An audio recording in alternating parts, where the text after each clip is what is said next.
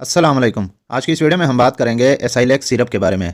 एसाइलेक्स एक antiviral drug है। इसमें एक्टिव इंग्रेडिएंट एसाइक्लोविर होता है। एसाइक्लोविर एफडीए ने 1982 में अप्रूव किया। एसाइक्लोविर एक जेनेरिक नेम है और एसाइलेक्स सिरप जो है वो एक ब्रांड नेम है। एसाइलेक्स टैबलेट फॉर्म, सस्पेंशन फॉर्म और ऑइंटमेंट फॉर्म में मार्केट में अवेलेबल है। अब हम बात करते हैं एसाइलेक्स सिरप के इंडिकेशंस, इसके यूजेस, इसके इस्तेमालात के बारे में। एसाइलेक्स सिरप का इस्तेमाल हर्पीज सिम्प्लेक्स वायरस, जो कि एक स्किन वायरस है, इसमें पूरी बॉडी पे ब्लिस्टर्स बन जाते हैं, अल्सर बन जाते हैं और ये बहुत ज़्यादा पेनफुल होता है और ये एक बीमारी कंटेजियस होती है, यानी एक शख्स से दूसरे शख्स को भी लग जाती है। एचएसवी यानी हर्पीज सिम्प्लेक्स वायरस की बीमारी में छोटे छोटे दाने बन जाते हैं और इन दानों को कोल्ड सोर भी कहा जाता है और ये दाने ज़्यादातर मुंह पे, होंठों के नज़दीक बनते हैं और ये दाने पानी वाले छाले होते हैं और ये दाने बहुत ज़्यादा तकलीफदेह होते हैं। इसके अलावा HSV2 जो कि जेनिटल एरिया यानी पेशाब की नाली के करीब इन्फेक्शन कॉज करता है। हर्पीज सिम्प्लेक्स वायरस ये एक वायरल बीमारी है जो ज़्यादातर मर्दों में पाई जाती है, लेकिन ये बीमारी छोटे बच्चों में भी मुंतकिल हो जाती है। जब कोई भी शख्स किसी को अगर हर्पीज वायरल इन्फेक्शन हो यानी ये बीमारी हो और वो अगर बच्चे को किस करे, प्यार करे, बच्चे को छुए, तो ये बीमारी बहुत आसानी से छोटे बच्चों में मुंतकिल हो जाती है। और बच्चों में जो बच्चे थोड़े कमज़ोर होते हैं यानी इम्यूनो कॉम्प्रोमाइज्ड होते हैं, तो उन बच्चों में बहुत जल्दी ये इन्फेक्शन फैल जाता है, बहुत जल्दी ये बीमारी लग जाती है। और बालिग अफराद जब अपनी पर्सनल चीज़ें जैसा कि लिप बाम, रेजर दूसरों के साथ शेयर करते हैं तो बहुत आसानी से ये वायरल बीमारी दूसरे अफराद में ट्रांसमिट हो जाती है, यानी कि मुंतकिल हो जाती है।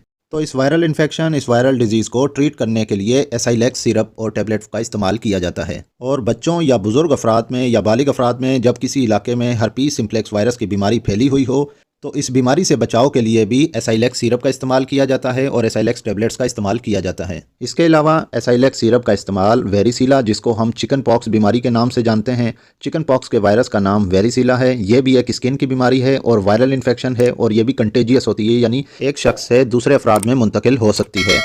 चिकन पॉक्स की बीमारी भी अक्सर बच्चों में बहुत आम पाई जाती है। इस बीमारी में भी स्किन पे दाने निकलते हैं जो कि पानी वाले दाने होते हैं और दाने बहुत ज़्यादा दर्द करते हैं, जलन करते हैं और इन दानों की वजह से अक्सर बच्चों का जिस्म अकड़ जाता है और इस अकड़ाव की वजह से, इन्फेक्शन की वजह से बहुत तेज़ बुखार होता है। और चिकन पॉक्स की बीमारी ज़्यादातर उन बच्चों में पाई जाती है जिन बच्चों की वैक्सीनेशन नहीं हुई होती। तो चिकन पॉक्स की बीमारी को भी ट्रीट करने के लिए एसाइलेक्स का इस्तेमाल किया जाता है, जो कि बच्चों में सिरप का इस्तेमाल किया जाता है और बड़े और बालिग अफराद और बुज़ुर्ग अफराद में टैबलेट्स का इस्तेमाल किया जाता है।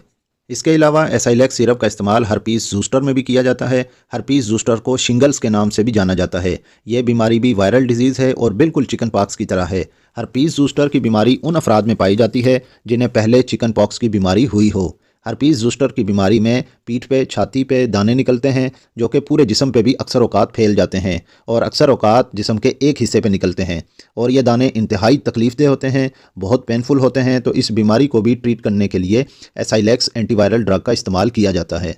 और शिंगल्स के बारे में एक बात यह भी नोट कर लें कि शिंगल्स नर्वस सिस्टम पे अटैक करता है और अक्सर औकात नर्व्स को डैमेज कर देता है, जिसको प्रास्थेपेटिक न्यूरालजिया कहा जाता है। इसीलिए हर्पीज ज़ूस्टर को टाइमली ट्रीट करना लाजमी होता है। HSV हर्पीज सिम्प्लेक्स वायरस की दो टाइप्स होती हैं, HSV1 और HSV2।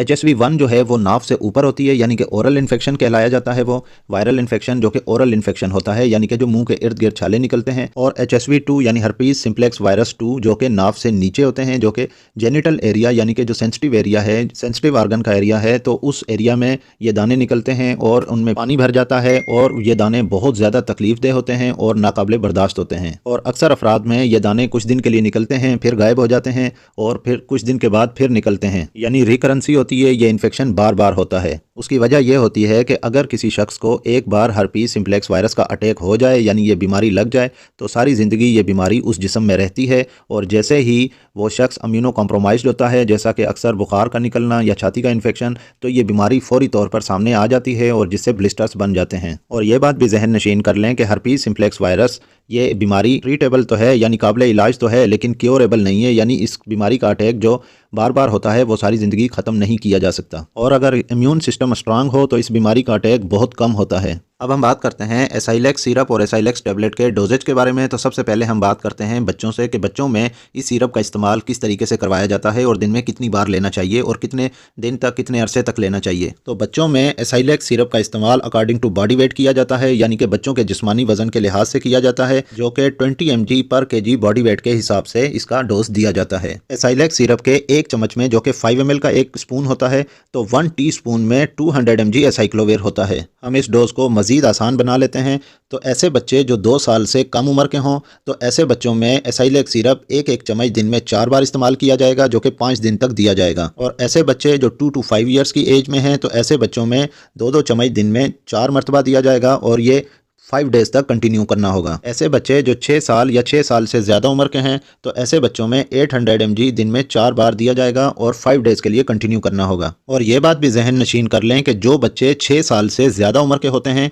उन बच्चों को एडल्ट डोज दिया जाता है, यानी कि जो डोज बालिग अफराद को दिया जाएगा वही डोज 6 साल से ज़्यादा उम्र के बच्चों में इस्तेमाल करवाया जाएगा। अगर हम बात करें एडल्ट यानी कि बालिग अफराद के डोजेज के बारे में, तो बालिग अफराद के लिए एडल्ट के लिए टैबलेट्स आती हैं जो कि 200 mg, 400 mg और 800 mg की स्ट्रेंथ में मार्केट में अवेलेबल है। तो बालिग अफराद के लिए एसाइलेक्स 800 mg दिन में 4 बार दी जाएगी और 5 डेज तक 800 mg दिन में 4 बार इस्तेमाल करवाई जाएगी। अब हम बात करते हैं कि एसाइक्लोविर एसाइलेक्स का इस्तेमाल प्रेगनेंसी में किया जा सकता है या नहीं। तो एसाइलेक्स एसाइक्लोविर टैबलेट्स या सिरप का इस्तेमाल प्रेगनेंसी में किया जा सकता है और कोई भी ऐसी रिसर्च अभी तक नहीं मिली कि जिसके इस्तेमाल से बर्थ डिफेक्ट काज करती हो, यानी कि माँ या बच्चे को नुकसान पहुंचाती हो। तो ये ड्रग प्रेगनेंसी में सेफ है और इसकी कैटेगरी बी है, यानी इसको प्रेगनेंसी में भी इस्तेमाल किया जा सकता है। लेकिन इस्तेमाल करने से पहले अपनी फैमिली फिजिशियन या गायनोकोलॉजिस्ट से लाजमी मशवरा करना चाहिए और डॉक्टर के मशवरे के बगैर इस मेडिसिन को बिल्कुल भी इस्तेमाल नहीं करना चाहिए। और एक बात यह भी ऐड करता चलूँ कि एसाइलेक्स सिरप चूँकि सस्पेंशन है और सस्पेंशन में जो इंग्रेडिएंट्स होते हैं, जो अज्जा होते हैं, वो अच्छे तरीके से मिक्स नहीं हो पाते और अगर बोतल को एक जगह चंद घंटों के लिए रख दिया जाए तो जो इंग्रेडिएंट्स हैं, जो अज्जा हैं, वो अलग अलग हो जाते हैं। तो बच्चे को डोज देने से पहले बोतल को अच्छे तरीके से हिला लिया जाए, उसको शेक कर लिया जाए और एसाइलेक्स सिरप का टेम्परेचर मेंटेन करना लाजमी है। एसाइलेक्स सिरप को 25 सेंटीग्रेड से कम दर्जा हरारत पर रखें। ये वीडियो आपको कैसी लगी कमेंट करके लाजमी बताइएगा। इस वीडियो को लाइक कीजिएगा और अगर आप मज़ीद ऐसी वीडियोस देखना चाहते हैं तो मेरे इस यूट्यूब चैनल मेडी हेल्थ इंटरप्राइजेस को सब्सक्राइब कर लें और बेल आइकन का बटन ऑन कर लें ताकि हर नए आने वाली वीडियो का नोटिफिकेशन आपको मिल सके।